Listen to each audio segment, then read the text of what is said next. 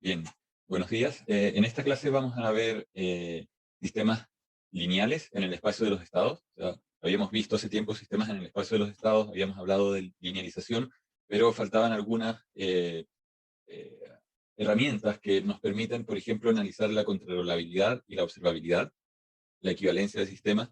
Entonces, partamos con el concepto de controlabilidad, probablemente saltándome un poco el orden en el cual están explicadas las cosas en los apuntes. eh, Vamos a un punto esencial. Conectar esto con los sistemas discretos. Entonces, así como nosotros teníamos un sistema continuo en el espacio de los estados que podíamos describir con matrices ABCD, x punto igual a por x más b por u, y igual a c igual a c por x.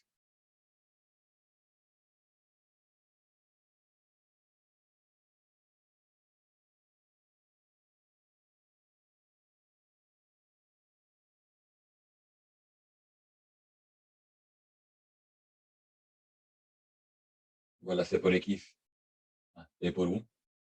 Tenemos la versión equivalente en el caso discreto, sería el x en el instante k es igual a a, en este caso sería una matriz A discreta, x de k-1. El nuevo estado depende del estado anterior, más b, el b discreto, por la señal u de k-1.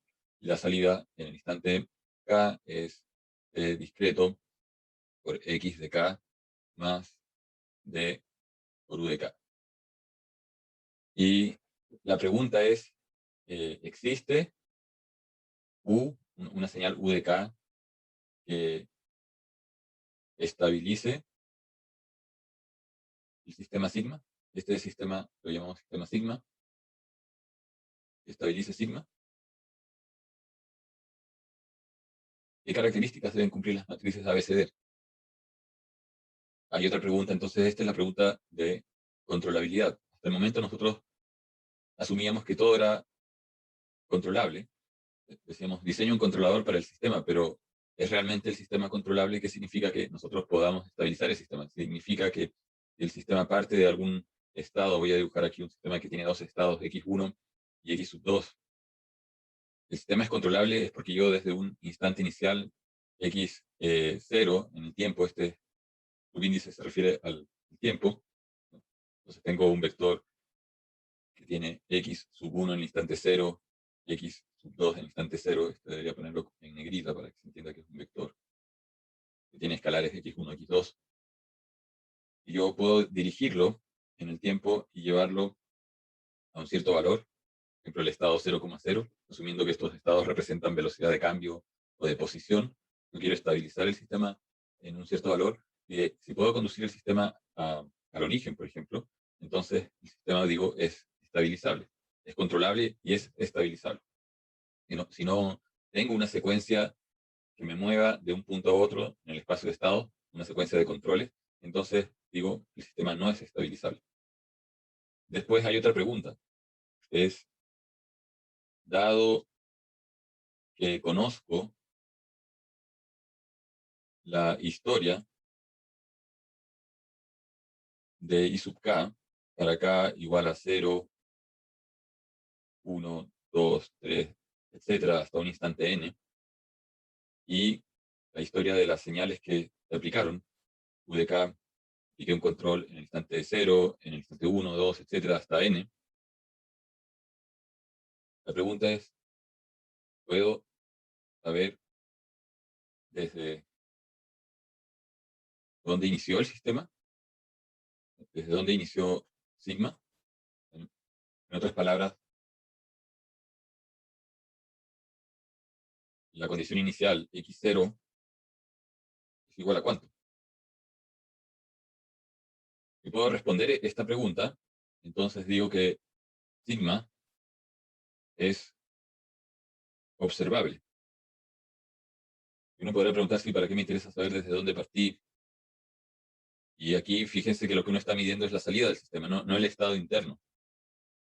Entonces, la pregunta de observabilidad tiene que ver con algo que vamos a ver muy brevemente después de este capítulo, que tiene que ver con filtros de Kalman y estimación. Eh, Hay un curso de nivel 3000 que es estimación y control óptimo, que justamente se dedica al diseño de estimadores en el espacio de los estados, también control predictivo, control inteligente probablemente no tanto, pero control predictivo. También trata sobre el diseño de estimadores de estado.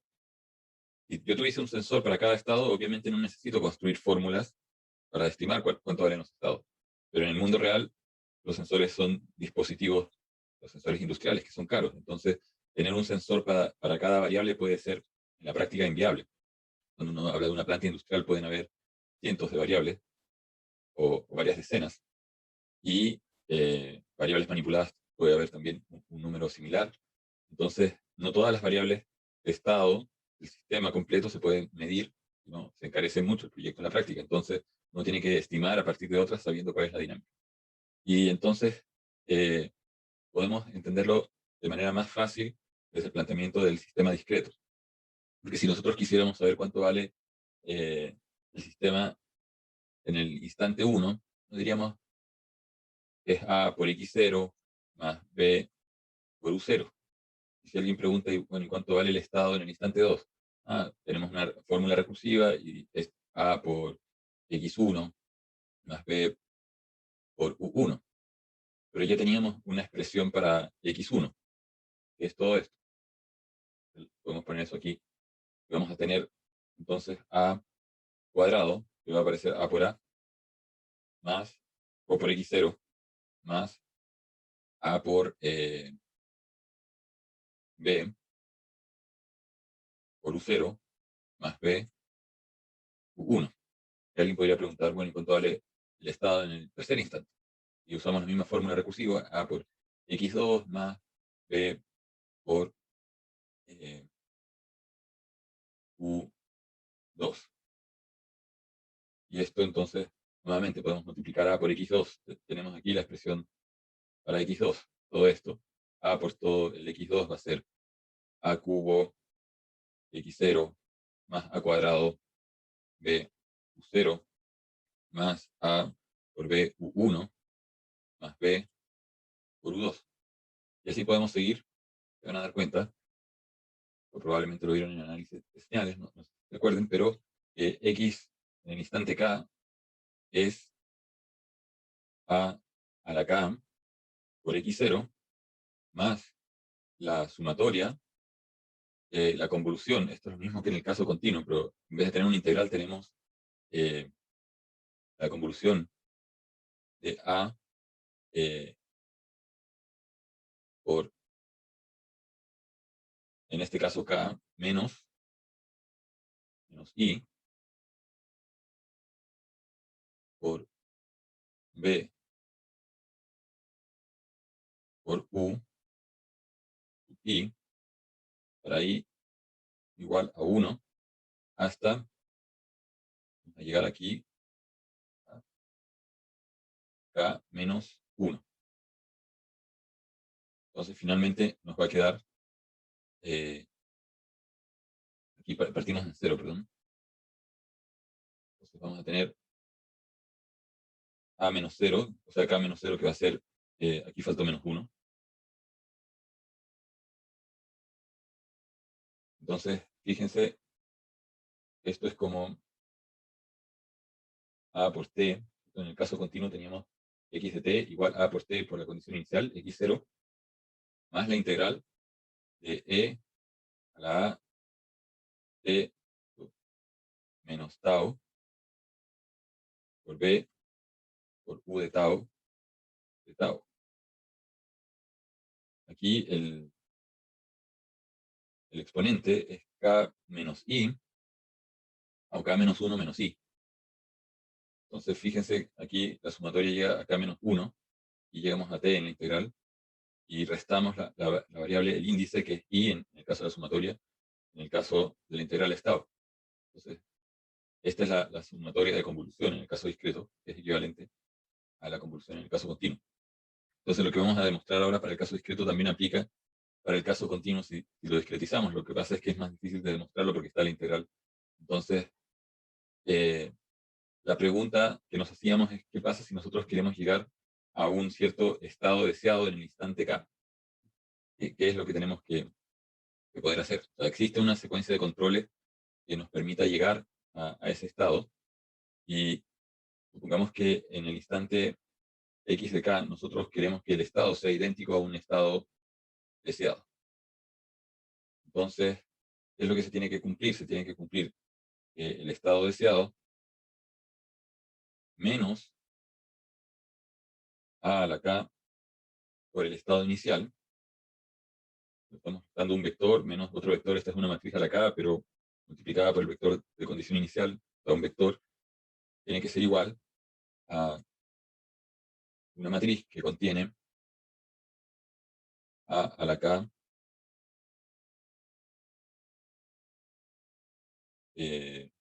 después a la K menos 1 por B. Aquí me falta el B. A la K menos 1. Aquí tendría que haber partido en menos 1. Aquí K menos 2 por B, etcétera, K menos 3, hasta que en algún momento vamos a llegar a la 0, porque si se fijan acá, el orden va bajando a la 1, pues tenemos a la 0 por B, nos queda B, y todo esto está multiplicado porque estos son vectores. A la K menos 1 por B es un vector, este es otro vector, y cada uno de estos está multiplicado por uno de los U. El U en 0, el U en 1, el U en 2, etcétera, etcétera, hasta el U en K menos 1. Entonces, aquí tenemos una fórmula. Todo esto podríamos llamarlo la matriz M.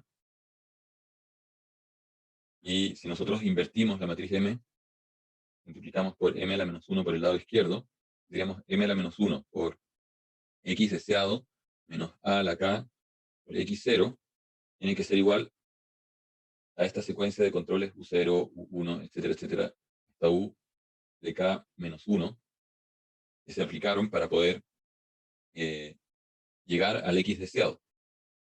Entonces, aquí el problema es, bueno, en primer lugar, tenemos un vector, lo que está, voy a destacar de otro color.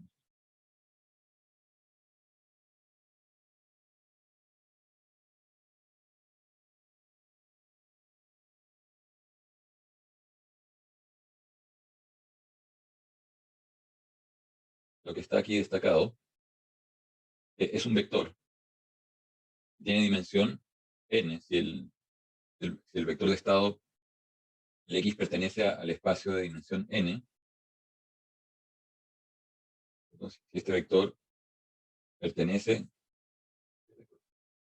al espacio de estado de dimensión n, entonces necesito que esta matriz sea una matriz invertible, de tamaño, o sea, primero tiene que ser cuadrada, de n por n.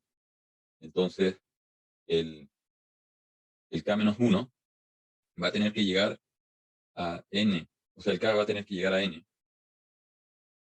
¿Por qué? Porque aquí ya tengo un vector. Después viene A por B, A cuadrado por B. Entonces, el primero tiene A a la 0, que es la identidad A a la 0. Entonces, si cuento el índice 0 hasta A a la n menos 1 por B, tengo n columnas. Entonces, necesito primero tener n columnas. O sea, esto está diciendo que en general, por lo menos voy a tener que dar n pasos para poder llevarle el estado al valor que quiero. Y esto también tiene cierto sentido práctico. En algunos casos puede existir un control que me lleve de un punto a otro en un solo paso. Pero si yo tengo un espacio de 2 dimensiones, x1 y x2, y quiero llegar a este punto, pero aquí entre medio hay algún obstáculo, no puedo pasar, tengo que hacer un paso y otro paso. Por lo menos tengo que hacer 2 pasos suficientemente grande, puede ser hasta acá y después otro hacia acá para rodear el obstáculo. ¿De dónde aparecen los obstáculos o qué cosa es lo que define la existencia de una especie de obstáculo? Es el hecho de que el sistema tiene un modelo dinámico. Cuando yo digo A por X más B por U en el caso continuo, estoy diciendo cómo cambia la velocidad o el vector velocidad. Este vector no es un vector que yo lo pueda dirigir en cualquier dirección del espacio. Eso sería cierto si es que la matriz B fuese una matriz de identidad, porque yo podría elegir qué poner en U o necesitaría en realidad una base de vectores en la cual tengo un vector B1, que es 1, 0, 0, 0, por un U1, más tendría que usar un sistema multivariable, de control multivariable, en el cual tengo varias variables manipuladas, U2, más, etcétera, hasta poder construir la base completa del espacio, sub n, y con cada uno de estos controles, U1, U2, poner una cierta cantidad para generar un vector velocidad en cualquier dirección de este espacio n dimensional. En la práctica uno no tiene tantos controles, tantas variables manipuladas como la dimensión del espacio de estados. En general, uno no tiene tantos controles. Por lo tanto, con los controles que uno tiene, uno podrá alcanzar un subespacio del espacio n dimensional, pero no el espacio completo. Por lo tanto, es necesario ir dando pasos, combinaciones de pasos, para poder abarcar el espacio completo. La otra parte que permite cubrir el espacio completo está codificada de alguna manera en la matriz A por X. Pues si yo apago los controles y pongo U en 0, entonces el sistema evoluciona de forma natural multiplicando A a la K por X0.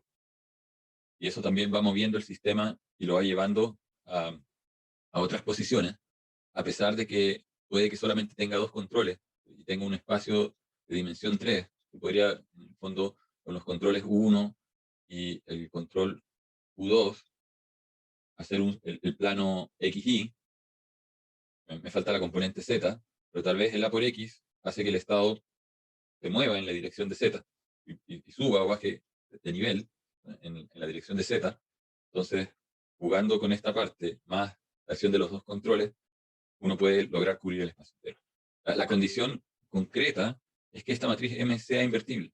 Si se logra demostrar que la matriz M es invertible, entonces el sistema es controlable.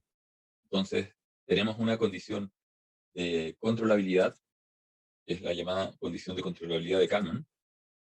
Fue Kalman el que se dio cuenta de esto, o lo analizó y lo formuló correctamente a mediados de los 60.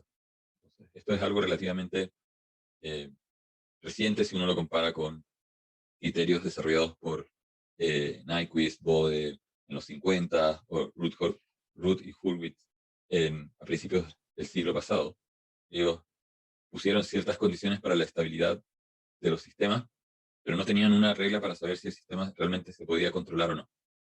Hasta que viene la formulación en el espacio de los estados, que en parte es potenciada por el surgimiento de la electrónica y de la computación. Mientras no se pudiese calcular sistemas en el espacio de los estados o simularlos, nadie se esforzó en plantear los sistemas en el formato del espacio de los estados y hacer el análisis. No es que no se supiera cómo ponerlos. Nadie se había planteado realmente el ponerlos en el espacio de los estados hasta que llegó la necesidad de simular computacionalmente el sistema. Y hasta que fue posible. Porque antes tal vez la necesidad de simular el sistema estaba, pero tenía que ser a mano, entonces lo que simulaban era a veces bastante más básico. Hay que pensar que hay ciertos análisis de las órbitas o trayectorias de planetas que se hicieron, que son ecuaciones diferenciales de orden 4 o 2, depende si se hace de manera planar o no. Y eso se hacía a mano, se iba integrando a mano para resolver el sistema, pero no necesariamente con una formulación en el espacio de los estados. Entonces veníamos poniendo B, A por B, A cuadrado por B, etcétera, hasta A a la n-1 por B. Y esta matriz es la llamada matriz de controlabilidad de Kalman. Aquí he escrito exactamente lo mismo que teníamos antes. Antes estaba puesto al revés, partiendo de A a la n-1 por B y bajando el orden de A. porque esa es la manera en que uno construye el vector U, un posible vector U, pero en los textos normalmente está escrito así, porque no cambia el rango de la matriz, el cambiar de posición las columnas de la matriz. Eso es algo, digamos, que deberían saber de álgebra lineal, ¿no? Entonces puedo intercambiar el orden de las columnas y puedo reordenar y eso no va a cambiar. Y entonces, para que el sistema sea controlable, una manera es chequear que el rank o rango de la matriz de controlabilidad sea igual a n. Y la matriz es cuadrada también, uno puede chequear que el determinante de C sea distinto de cero. Cuando ocurre esto, entonces uno dice sistema sigma es controlable. Eh, ¿Por qué a veces hay que chequear el rango? Porque la matriz C no necesariamente es cuadrada. Y nosotros tenemos una matriz A que tiene A11, A12, etcétera, A1n, y después en la última fila n, columna 1, fila n, columna 2, etcétera, fila n, columna n. Y la matriz B también va a tener la misma cantidad de filas, va a tener B11, B12, etcétera, pero la cantidad de controles no necesariamente es n, es normalmente menor. Y decíamos, puede que tengamos P controles, 1, P, y después vamos a tener fila n, columna 1, fila n, columna 2, etcétera, hasta la fila n, columna P. Entonces, esta matriz B es de n por P, esta matriz es de n por n. Entonces, la matriz de controlabilidad, ¿cómo va a quedar? Aquí tenemos n por P, aquí hay P columnas, aquí tenemos n por n por n por P, multiplicamos, esto va a quedar de n por P, por lo tanto también tenemos P columnas, etcétera. Aquí vamos a tener n por n, por la matriz de n por n, va a quedar n por n por nuevamente n por P, y aquí tenemos n por n, la matriz a cuadrados de n por n. Nuevamente vamos a tener P columnas, y hay n veces de esto, por lo tanto, esta matriz es de n filas por np columnas. No es rectangular, no es cuadrada, puede ser rectangular, y es que P, la cantidad de controles, es mayor a 1. Entonces ahí no tiene sentido calcular el determinante, no se puede para una matriz rectangular. Y lo que hay que hacer es reducir las filas, eliminando filas, hasta ver si realmente hay una cantidad de n filas linealmente independientes, porque con P columna, P mayor que n por P, que va a ser mayor que n, y P es mayor que 1, n por P va a ser mayor que n, es probable que aparezcan columnas que son linealmente dependientes, pero eso aquí lo que estamos buscando es que hayan n filas, o el rango sea n, o n columnas. También uno podría buscar n columnas linealmente independientes, pero es probable que en el camino de esa búsqueda uno se encuentre con columnas linealmente dependientes, por lo tanto es más trabajoso que buscar filas linealmente independientes. Entonces, esta es la condición de controlabilidad. Y hay una condición muy parecida para la observabilidad. Que en el caso de la observabilidad, nosotros lo que conocemos es la historia, decíamos, de las salidas del sistema. Entonces, conocemos cuánto vale la salida en I0, en I1, etcétera, hasta el instante K. ¿Y cuál es la salida del sistema en el instante K? Es D por X de K más D por U de K. Pero para X de K ya teníamos una fórmula. Entonces, era C por a la K X0 más la sumatoria hasta K menos 1 es de I igual a 0 de A la K menos 1 menos I por B por U de I más D por U de K. Entonces, ¿y qué es lo que queremos encontrar? Queremos saber cuánto vale X0. Entonces, podríamos aquí también hacer algo muy parecido, y tendríamos que decir I de K menos D por U de K. Acuérdense que las señales U0, U1, que se fueron aplicando al sistema, también son conocidas. El que está controlando el sistema sabe qué fue lo que puso en el instante cero, cuál fue el valor de la variable manipulada, si es un voltaje o lo que sea que uno está usando en cada instante. Entonces, este número es conocido, la salida la medimos, también la conocemos. El número entonces lo podemos pasar al lado izquierdo. Y estos controles también los conocemos, que también los podemos pasar al lado izquierdo. Y nos va a quedar entonces menos la sumatoria de i igual a 0 hasta k menos 1, a la k menos 1 menos i por b por u de i igual a c por a de k por x0. Y aquí la tentación sería multiplicarse a de k, todo esto y llamarlo matriz m, y multiplicar por m a la menos 1 y tratar de despejar x0. Estoy tratando de encontrar cuánto vale x0. El problema está en que cuántas variables de medición tenemos. El vector de salida puede tener una medición, dos mediciones, etcétera, hasta m mediciones, que no tiene nada que ver con la cantidad de estados que tenga el sistema. Entonces, esta matriz C es una matriz, como teníamos C por X, esta matriz C es de m filas, porque tenemos m mediciones, por n columnas. El vector X es de n filas por una columna. La multiplicación es un vector de m filas por una columna. Bueno, falta el D por U. El D también es una matriz que va a tener m filas por P, si es que hay P controles.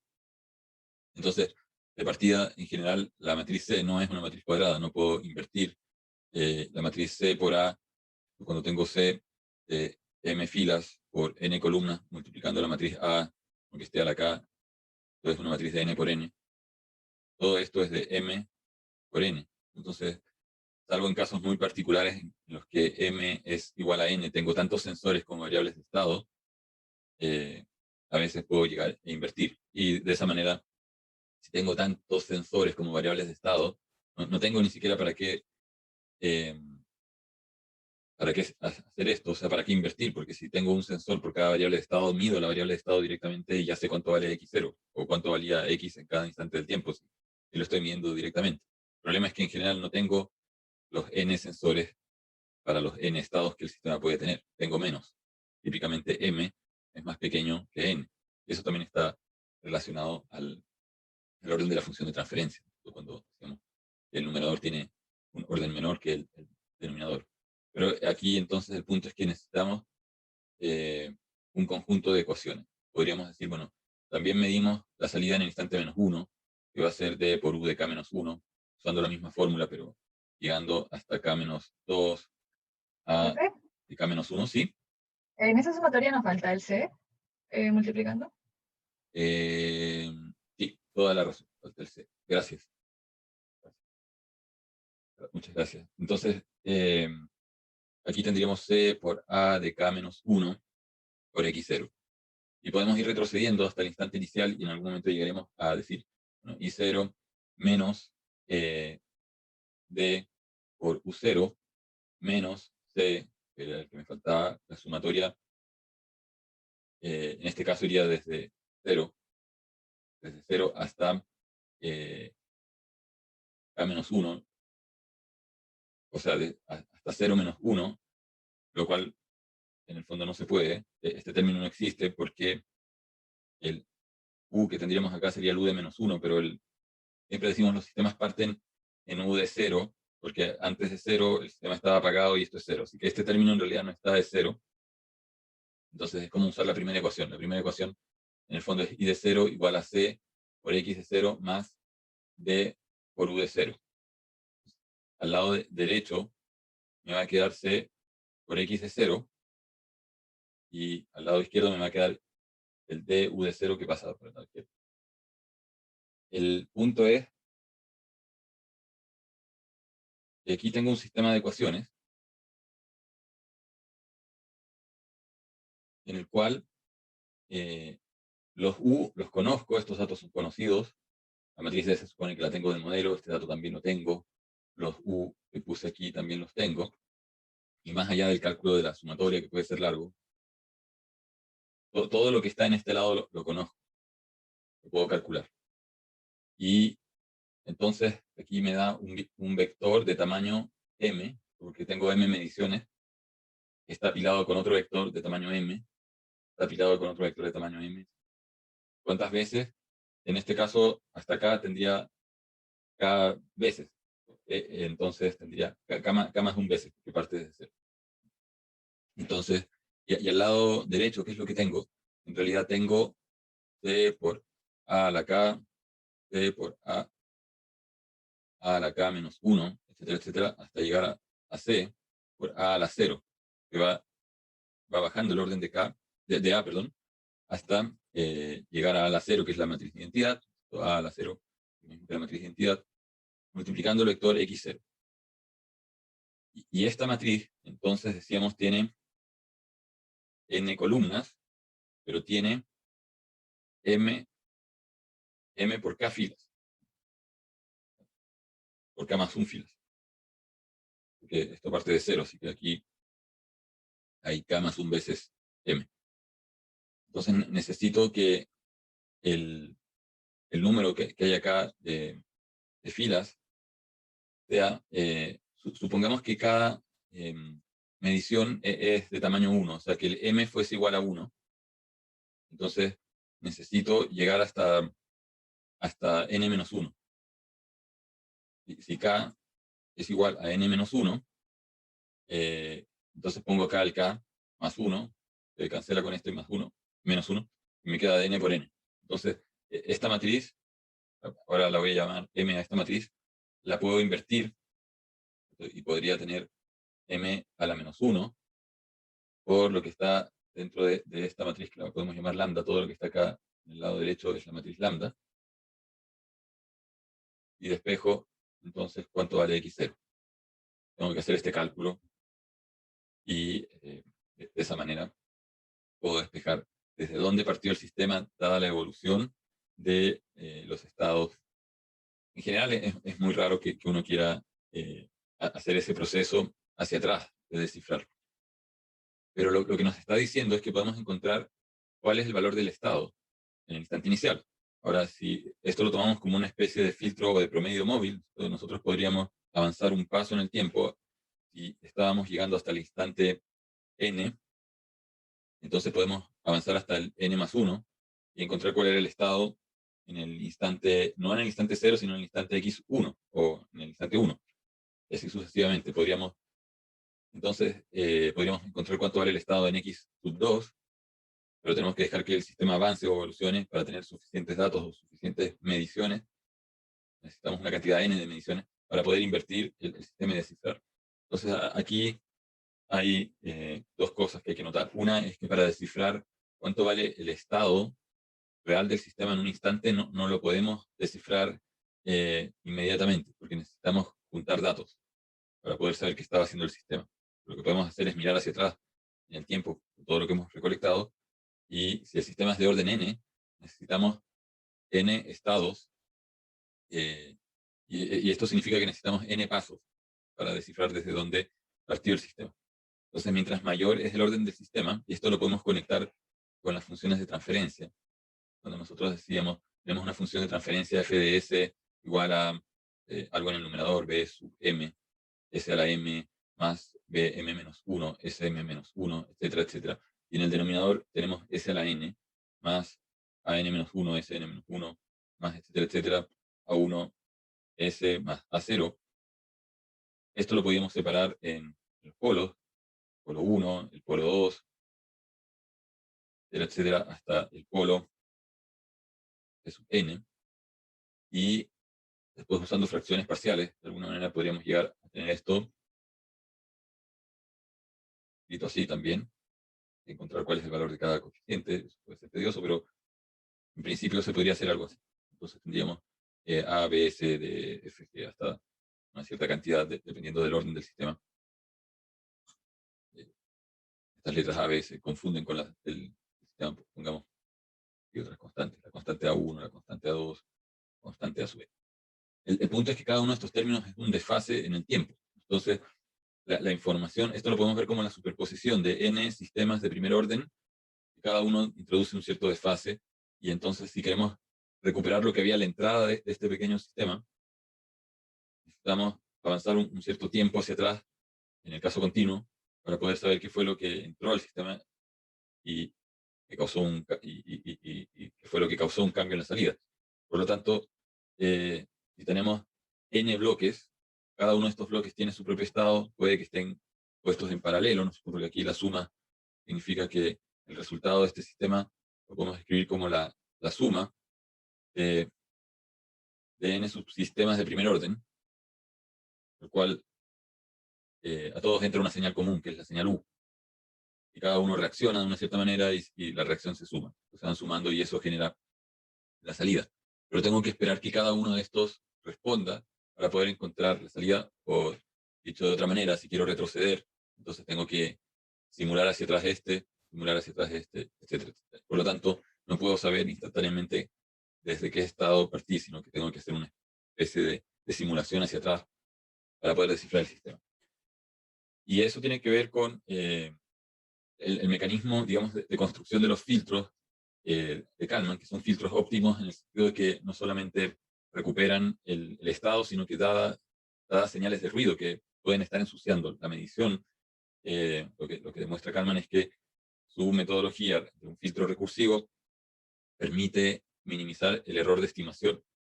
El problema está en que, a pesar de ser el filtro óptimo para el caso de sistemas lineales, es un filtro que tiene desfase, o sea, no recupera la información de manera inmediata. Y mientras más grande es el sistema en términos de la cantidad de estados, más tiempo se va a tardar en recuperar la información hacia atrás.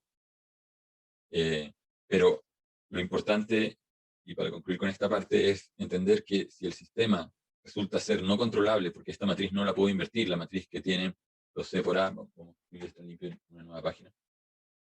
Entonces, existe, así como existía una matriz de controlabilidad, existe la matriz de observabilidad. La matriz de observabilidad se construye poniendo C por A, C por al cuadrado, etcétera, etcétera, hasta C por A a la n-1. La de controlabilidad era igual, pero con las columnas B, A por B, etcétera, A, n-1 por B. Fíjense acá, el A aparece por el lado derecho. Esta matriz, digamos, tiene una cantidad n por m por n columnas. Y necesitamos que el rango de O sea igual a n, o en el caso en que m vale 1, el determinante de O sea distinto de 0. Si ocurre una de estas dos cosas, entonces decimos que el sistema sigma es observable. Entonces, antes de construir el filtro, lo que uno debería chequear es que el sistema que tenemos en el espacio de los estados es observable. O sea, si el sistema, al hacer esta matriz de comprobación o de verificación de observabilidad, el sistema resulta ser no observable, no tiene ni siquiera sentido empezar a escribir ecuaciones o implementar en código ecuaciones el filtro recursivo de Kalman. Y ese sistema no vamos a poder descifrar cuál es el estado, porque hay una parte que se vuelve singular, es decir, no es invertible y por lo tanto no podemos resolver el sistema de ecuaciones. Lo mismo para la controlabilidad. Si uno fuese a diseñar un controlador, aunque sea un control PID, lo primero que uno tendría que hacer, allá de encontrar la función de transferencia del sistema o la representación del modelo en el espacio de los estados, es verificar que efectivamente el sistema es controlable. Si el sistema no es controlable, no tiene sentido hacer el análisis de Bode, de Nyquist o de lo que sea. No lo vamos a poder estabilizar. Entonces, la observabilidad y la controlabilidad debiesen ser primeros pasos de chequeo antes de ponerse a trabajar. Resulta que el sistema no es controlable. Muchas veces eso se debe a la matriz B. La matriz A no la podemos cambiar, la matriz A viene dada por la dinámica que tenga el sistema, pero la matriz B es por los actuadores que uno le puso al sistema. La matriz B es la que multiplica en la ecuación x punto A igual a A por X más B por U, es la que está multiplicando a los U. Entonces, si yo tengo más variables manipuladas, la matriz B va a tener más columnas. Y al tener más columnas, entonces tengo más variables con qué jugar. Ahora, si pongo actuadores que son redundantes, las columnas van a ser iguales. Entonces, no saco nada con agregar actuadores que actúan sobre la misma variable, por decirlo de alguna manera. Y si están actuando sobre la misma variable, entonces son columnas iguales. Entonces no me mejora el rango de esta matriz es 1. Solamente hay una fila linealmente independiente y el resto son filas de cero. No me mejora las cosas. Entonces necesito un actuador que actúe sobre otra de las variables del sistema y entonces necesito que en vez de que ese 1 o la constante que sea aparezca ahí en la misma fila, tiene que estar en alguna de las otras. Y ahí ya tendría un sistema donde la matriz B tiene rango 2. Y además, ayudado por la multiplicación de A con B, puede que el rango aumente. Eso hay que verificarlo. Entonces, estos dos conceptos son parte fundamental de lo que íbamos a ver en este capítulo. Y podemos hacer un repaso, digamos, rápido de algunas cosas que ya habíamos visto. No sé si queda alguna duda con respecto a la controlabilidad y a la observabilidad. Vamos a ver después ejemplos también de cómo calcular eso. Y tal vez también destacar un punto importante antes de proseguir con la parte formal de la explicación. O sea, lo que he hecho no es que no sea formal, ha sido súper condensada la explicación. El punto de las funciones de transferencia a partir de variables en el estado. Y esto lo habíamos hecho si teníamos el sistema x punto igual a por x más b por u, aplicábamos transformada de Laplace y después reordenábamos los términos y la función de transferencia uno la calculaba de esta manera. En el caso discreto, también uno puede calcular la función de transferencia discreta. Tenemos a x de k menos 1 más b por u de k menos 1 y de k igual a c por x de k más d por u de k. Entonces, si nosotros aplicamos, digamos, transformada z a esto se transforma en x de z igual a, recuerden que esto está retrasado un periodo, así que es z a la menos 1 por a por x de z, x de z, más z a la menos 1 por b u de z. Y entonces aquí podemos multiplicar toda esta ecuación por z. Z, y nos quedaría z a la 0 se va, a la 0 se va, y puedo pasar el x para el lado derecho, entonces tengo z, matriz de identidad, menos a, todo esto por x de z, igual a b por u de z, y x de z es igual a z y menos a la menos 1 por b por u de z. Y por otro lado, si aplicamos la transformada z a la segunda ecuación nos dice y de z es igual a c por x de z más d por u de z. Pero x de z ya lo tenemos, aquí está, este es esto, o sea, es todo esto de acá. Entonces, y de z es igual a c por z y menos a la menos 1 por b por u de z más d, todo esto por u de z. Puedo sacar el u de z como factor común y por lo tanto la función f de z es igual a c, z y menos a menos 1 b más d. Esto es lo mismo que la razón de la salida y de z con respecto a la entrada u de z. Si se fijan, esto es análogo al caso continuo. En el caso continuo, si menos a la menos 1 por b más d. Aquí hay que usar las matrices del sistema discreto. Perdón, ese z no es a discreto, b discreto, d discreto. No son los mismos c. No podemos llegar y tomar los c continuos y ponerlos en el caso discreto.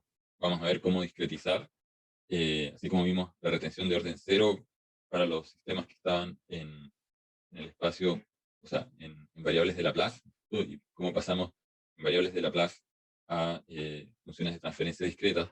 También podemos pasar de variables de estado continua a variables de estado discreta. Y no es difícil al menos en principio no es difícil, porque en el caso continuo, x de t dijimos era igual a e a la a t por x de 0, más la integral de 0 a t de e a la a por t menos tau por b por u de tau de tau. Entonces nosotros podemos integrar la evolución del estado. Si bien el estado es un vector, por un momento que es un escalar, y el estado x de t está cambiando, en realidad están cambiando todas las componentes del vector x, y puedo avanzar un periodo de muestreo t de mayúscula y ver cuánto vale el estado en ese instante. En ese instante vamos a tener un estado que vale x de t mayúscula. Entonces, x de t mayúscula, o t sub s, si es que uno pone t de sampling, va a ser igual a e a la a t, no voy a poner sub s, pero sub s, más la integral de 0 a t mayúscula de e a la a por t mayúscula menos tau por b. Ahora, para que el estado se mueva de un valor inicial en t0 a un nuevo valor en x de t, hay una señal de control, u de t, que se tiene que aplicar. Hay una señal u de t, pero podemos asumir que u de t es una señal digital o una señal discreta, que la mantenemos con un sample and hold en un cierto valor, y después, bueno, si la señal baja, cambiará, si sube, la mantiene en un valor alto, etc. Entonces, por tramos, podemos asumir que, por tramos cortos, que coinciden con el periodo de muestreo t, podemos asumir que este u de tau es un valor u sub t, o u fijo. Entonces lo podemos sacar fuera de la integral, y el b también lo podemos sacar fuera de la integral, porque no depende, lo sacamos para el lado derecho. B, las matrices, esta es una matriz, no podemos invertir, las matrices no son conmutativas, lo sacamos para el lado derecho. Y el u lo podemos poner también en el lado derecho. Entonces, la matriz A discreta es igual a e a la a t, a integrar un periodo, el sistema, y la matriz B discreta es igual a integrar e a la a t menos tau de tau y multiplicarla por b. Entonces, nos queda que x en el instante k es igual a discreto por x de k menos 1. Podemos decir que el instante 0 y el instante t están relacionados, uno es el anterior y el otro es el siguiente, y podemos repetir esto corriendo el índice n veces, y entonces esto va a quedar en n y esto va a quedar en n más 1. N más 1 periodos de muestreo partiendo del periodo del instante justamente anterior, del instante n.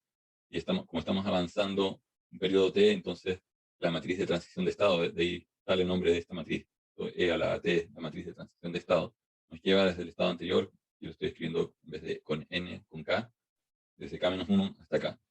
Y el b discreto toma el u de t, que sería como, es decir, de alguna manera, el u de k-1, el u que fijé en un cierto instante y que mantuve fijo para dar el siguiente paso. Y la parte de la ecuación continua, y cuando uno compara la ecuación continua y de t igual a c por x de t más t por u de t, y yo evalúo esto en un t mayúscula, esto es un t mayúscula, u de t mayúscula, en el fondo lo que estoy obteniendo es que x de k es igual a c por x de k más t por u de k. Entonces el continuo para el c y el discreto son iguales. El d discreto y el d continuo son el mismo. Esta parte tiene que ver con el sensor, y simplemente copia el valor del estado hacia la salida y el valor del control hacia la salida. Sin embargo, el a discreto tiene esta fórmula, y el b discreto tiene esta fórmula un poco más complicada.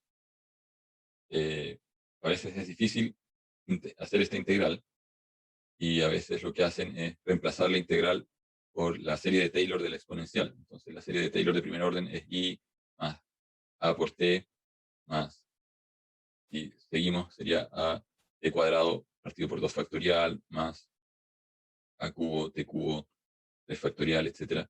Pero simplemente botamos todo lo que es de orden 2 o mayor y nos quedamos con I más AT. Y la integral de I más AT es T más A T cuadrado medio. Y esto hay que evaluarlo entre T igual a 0 y T mayúscula. Entonces, por ahí puede que vean T por AT cuadrado medios por la matriz I, todo esto multiplicando la matriz B como una aproximación de la matriz B discreta. Pero la forma exacta es esta de acá. La manera de calcular el B discreto exacto. Entonces, teniendo las matrices A, B discretas y teniendo esta fórmula para calcular la función de transferencia discreta, uno llega por otro camino, no por el camino de la retención de orden 0, sino que por el camino de discretizar el sistema en variables de estado, usando una retención de orden 0, pero en el espacio de los estados, a la misma función de transferencia. Y finalmente, aquí destacar que vamos a ver como en los apuntes la pregunta de si dos sistemas son equivalentes. Es sigma 1 equivalente a sigma 2. Y aquí la equivalencia, bueno, hay que definirla de manera precisa, pero si uno dice que un sistema, cuando supongamos que el sistema sigma 1 tiene la función de transferencia F1, yo aplico una señal U y sale Y1, y tengo otro sistema, no sé cómo está hecho por adentro, pero sé que puedo probarlo en el laboratorio y puedo aplicar una señal U y mido lo que sale de este sistema y sale la señal I2.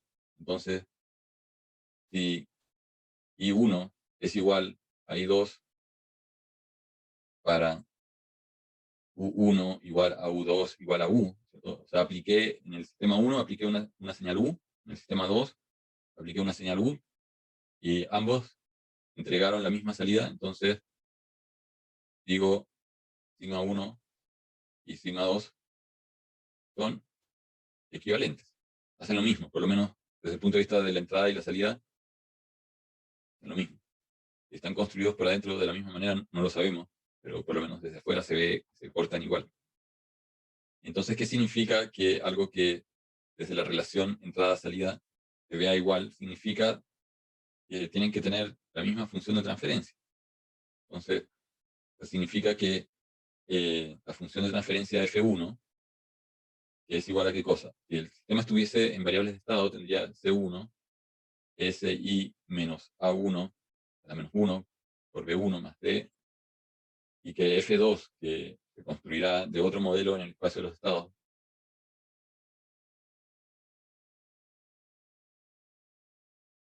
son iguales. O sea, A1, A2 pueden ser distintas, B1 puede ser distinto a B2, C1 puede ser distinto a C2, D1 puede ser distinto a D2, pero al ponerlos, al reemplazar estos valores en estas ecuaciones, si llego a que ambos, a pesar de que tienen matrices distintas, en el resultado me dan la misma función de transferencia, entonces digo que son equivalentes. Y aquí, para ser preciso, uno debería ser estricto en decir son equivalentes desde la relación entrada-salida o salida-entrada. Entonces son equivalentes en función de transferencia. No quiere decir que internamente sean iguales en construcción, porque las matrices A, B, C, D vienen de un modelo que está en el espacio de los estados, y si el modelo es distinto es porque tal vez el sistema está hecho de una manera distinta, ¿no? Decíamos, podemos tener una función de transferencia en la cual nosotros separamos f de s en ceros, etcétera, hasta S m dividido por polos, hasta S menos P sub n. Entonces nosotros podríamos decir que cada uno de estos términos son funciones de transferencia que están en serie, Z1 dividido por S menos P1, en serie con un bloque que es S menos Z2 S menos P2, etcétera, etcétera. Pongamos por un momento, por simplicidad, que el orden es igual en el numerador y en el denominador. Entonces, podríamos construir un sistema que está hecho de varios sistemas de primer orden, concatenados, puestos en serie. O podríamos tomar el sistema expresado usando fracciones parciales, como decíamos, A1, S menos P1, más A2, S menos P2, etcétera, etcétera, A sub n, S menos P sub n. Y todo esto multiplicado por la señal de entrada me da la señal de salida.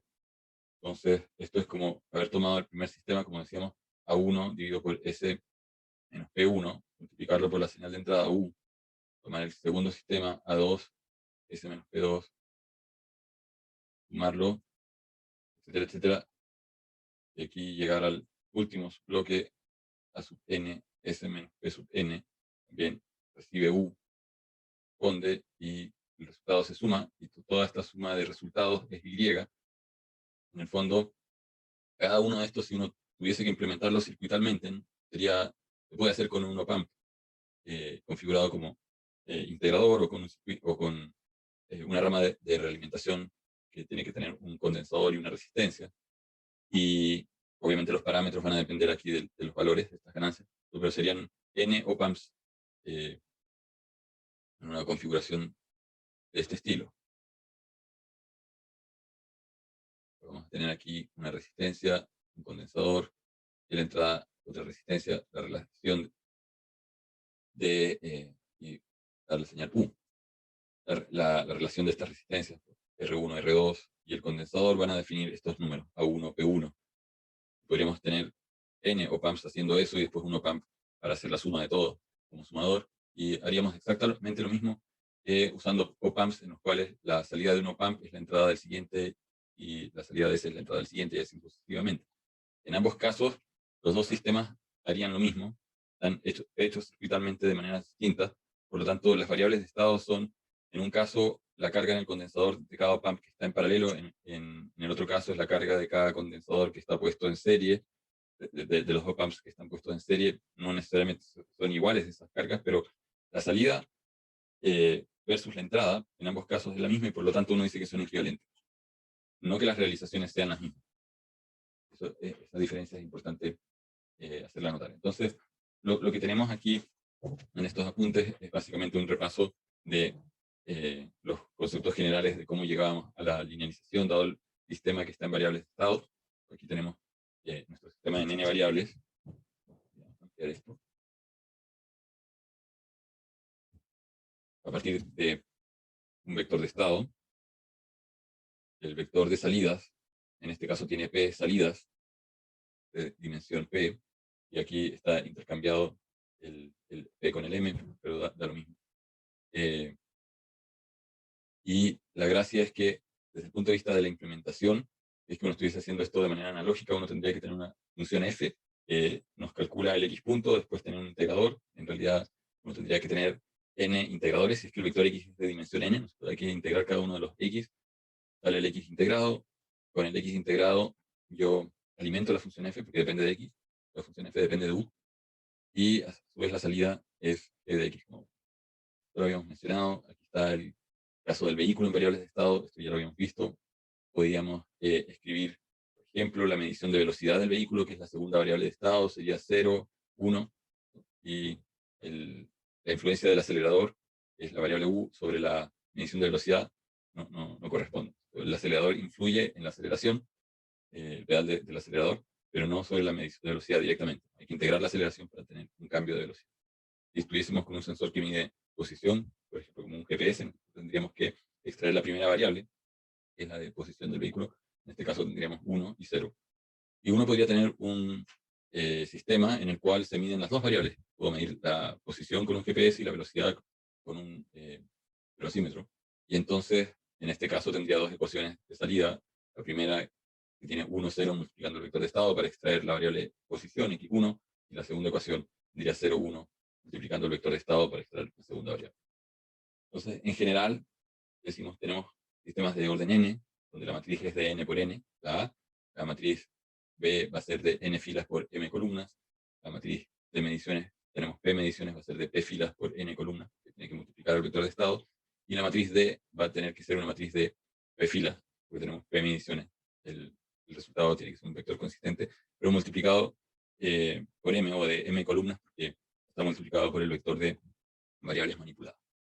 Entonces la representación parametrizada la podemos poner en una gran matriz, donde ponemos A, que es de n por n, la cantidad de columnas n coincide con la cantidad de columnas de C, y esto está multiplicando el vector x y el vector u. El x multiplica al A y multiplica al C, y el u multiplica al B y multiplica al D.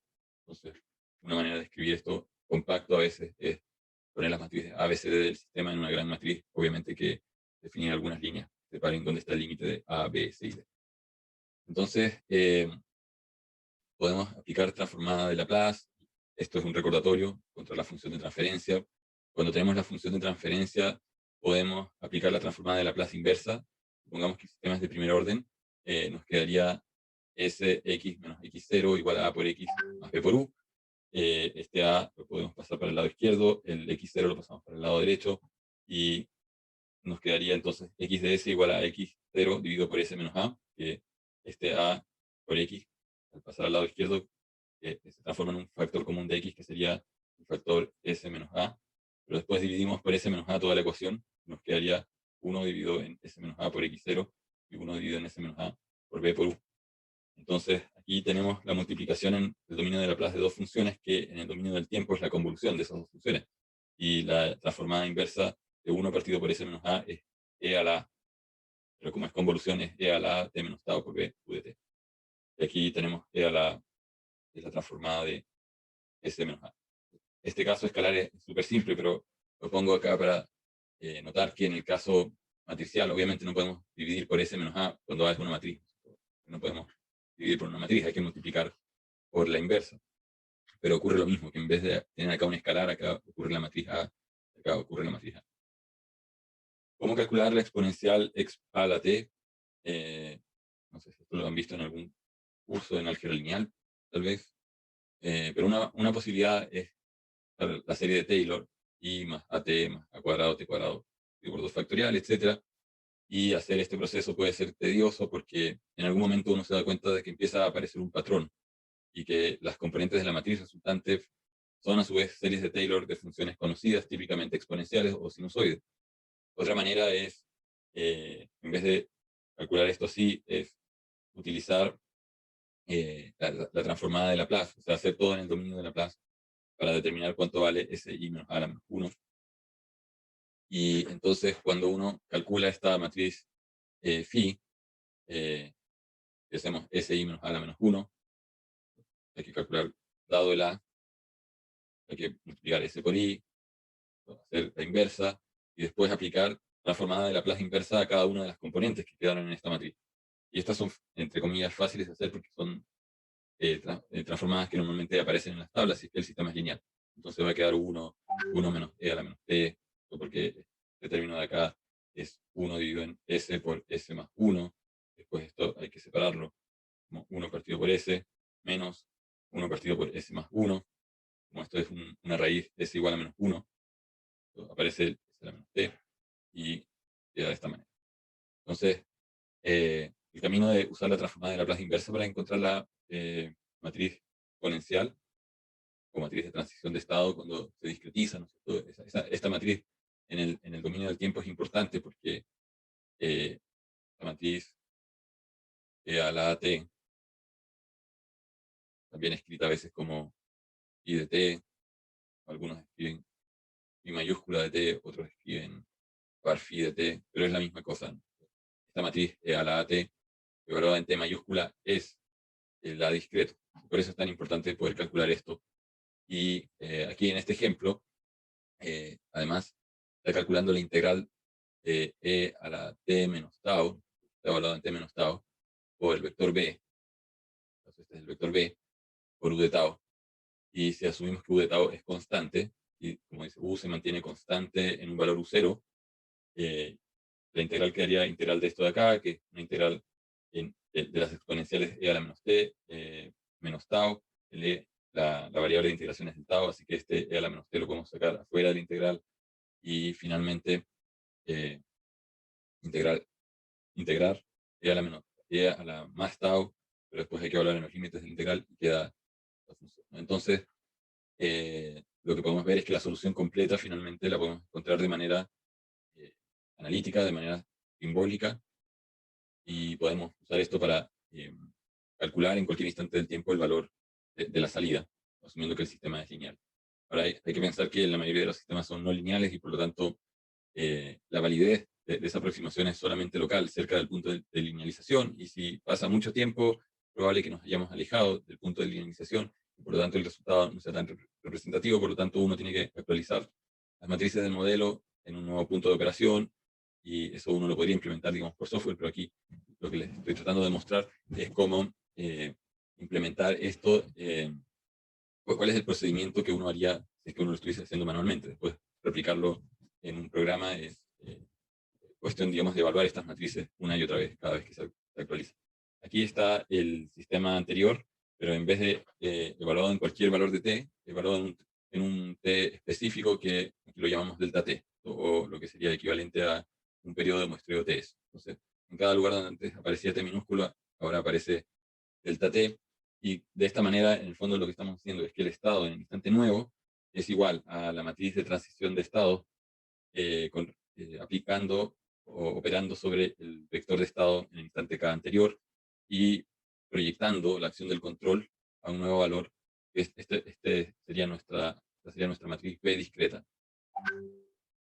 Entonces, la discretización, aquí está, ¿no? Lo que hice hace un momento, lo explicaba acá. El A discreto es el phi, la exponencial, el B discreto es esta matriz, dijimos que el C discreto y el D discreto eran iguales a los D originales, y esta es la función de transferencia discreta, algunos la llaman función de transmitancia, y básicamente podemos dejar esto hasta acá porque aquí ya entraríamos a ver un modelo de cómo se realizan los sistemas en variables de estado, asumiendo que la unidad mínima o el bloque de Lego más básico es el integrador. Es como la función más básica, que sería tener un op-amp puesto en modo integrador. Entonces, combinando integradores, puedo conectarlos después de una cierta manera para llegar a la función de transferencia. Y hay dos caminos. Aquí estoy pasando los diagramas muy rápido, pero a lo que vamos a llegar es que por caminos distintos de conexión, ya sea ese diagrama o el otro diagrama que está acá, llegamos a la misma función de transferencia. Entonces eso quiere decir que la implementación de una función de transferencia o de una relación entrada-salida puede hacerse de más de una manera. Y las dos maneras más típicas son la forma que llamábamos la forma controlable, cuando mencionamos que existía el sistema representado en variables de estado en forma canónica controlable y que había una manera de pasar a la forma canónica observable. Están conectadas a maneras de conectar estas unidades básicas. Lo que pasa es que no habíamos explicado cómo exactamente se conectan las unidades básicas. Y la idea es que vean de dónde surgen esas formas, o por qué hay una que se llama observable y la otra se llama controlable. No tiene nada que ver con la controlabilidad del sistema, y ese es un error muy típico de creer que porque algo está puesto en forma canónica controlable, el sistema es controlable. No son, la palabra controlable aparece en los dos lugares, pero la forma canónica controlable solamente se refiere a una manera en que se hicieron las interconexiones entre los integradores. Lo observable es otra manera de hacer la interconexión de los integradores, pero no quiere decir que esas interconexiones automáticamente estén garantizando que se cumplen los criterios de controlabilidad o de observabilidad de Kalman que vimos recién. Lo dejamos hasta acá por hoy, y no sé si hay alguna pregunta. Si no, nos vemos el próximo miércoles.